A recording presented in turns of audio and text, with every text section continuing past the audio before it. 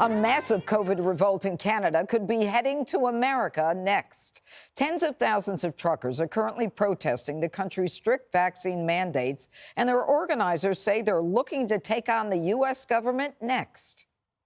Somebody's got to fight this great reset, and Brian, I think teamwork with our northern neighbors and us, we got it. We expect it to grow exponentially over the next several days, next couple weeks. We're looking at launching California to D.C. beginning March 1st. It's coming together. It's coming together very quickly. A lot of public support on the American side. The huge show of force apparently striking a nerve with Canadian Prime Minister Justin Trudeau.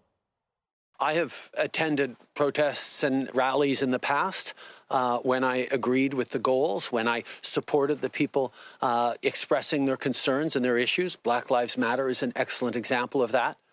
But I have also chosen to not go anywhere near protests that have expressed hateful rhetoric.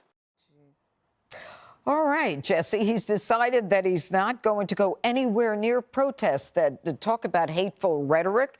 And he says that they are being violent toward their fellow citizens. Isn't he ginning up more hate? Isn't that how you divide, just the way it's happening in this country? He looks like he wet his pants. I have not seen any barbarians with tiki torches and pitchforks. These seem like reasonable people that just want to work.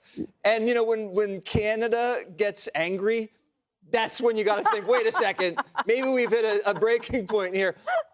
These people, they are our #1 trading partner. Yeah. Bigger than Mexico, bigger than China. If we have a problem with that supply chain where there's ships idling off the coast, imagine we can't get goods and services back and forth the northern border. We're not going to be able to buy anything.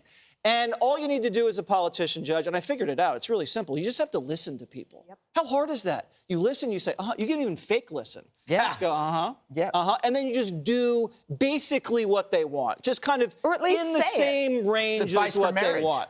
Right. You know what, Greg? You're right about that. All right, but you know what, Greg, didn't he go too far when he called those truckers men in tinfoil hats? Oh, no.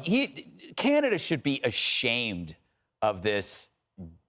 Oh, God, I almost said douchebag, but I'm not. You did. He's a callow leader. This is a guy who backed a fraudulent BLM from his safe little perch, and then he sells out. Well, he did that to help alleviate his own blackface scandal. That's why he did it. Then he sells out his own citizens. He's not a PM. He's a BM. Oh. But anyway, these are not normal activists. What That's why you have to stand for again.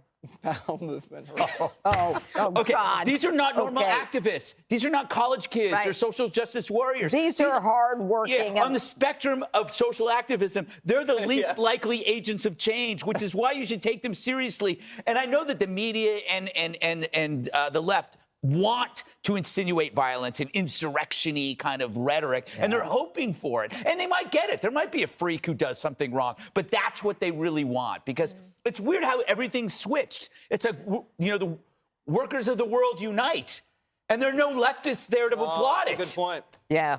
Well, you know, but you know what? I'll tell you that their requirements that you have to have a vaccine in order to cross the border, and then you have to quarantine, and then miss work. I mean, this really is crazy stuff, Geraldo. You got to agree. You can't expect a trucker to quarantine. And by the way, this guy ends up because when he got the Omicron, he went into hiding. He's a wuss. Well, he went into quarantine, Judge. No, he went into hiding. They called him a coward. I think that, you know, the truckers have their right to protest. And it is so annoying when they stop traffic and they inflict misery on innocent third parties who have nothing to do with their beef.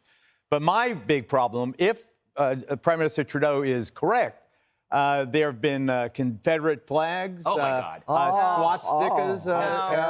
in these truckers' convoys.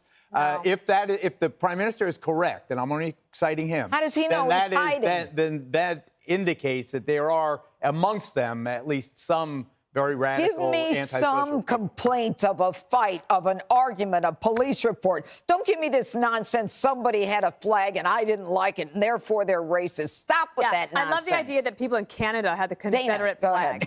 For the love of you know what. Also, truckers are quarantined. Yes. That's the nature of their job. They are in their trucks. Also, you want to know why you have an inflation problem? How much is bacon now? How much do you think it's going to be after this? 20. How much do you think it's going to be for your steak Canadian and your bacon. ribs? Canadian Right? bacon. Biden and about my Trudeau poutine? are on the wrong side of this. That's right. I like poutine. Your what? My Oh, your poutine. poutine. Oh, that's not bad. That's like with the fries and Yeah. the gravy. Okay. Biden and Trudeau should get on the phone right now and say, guess what?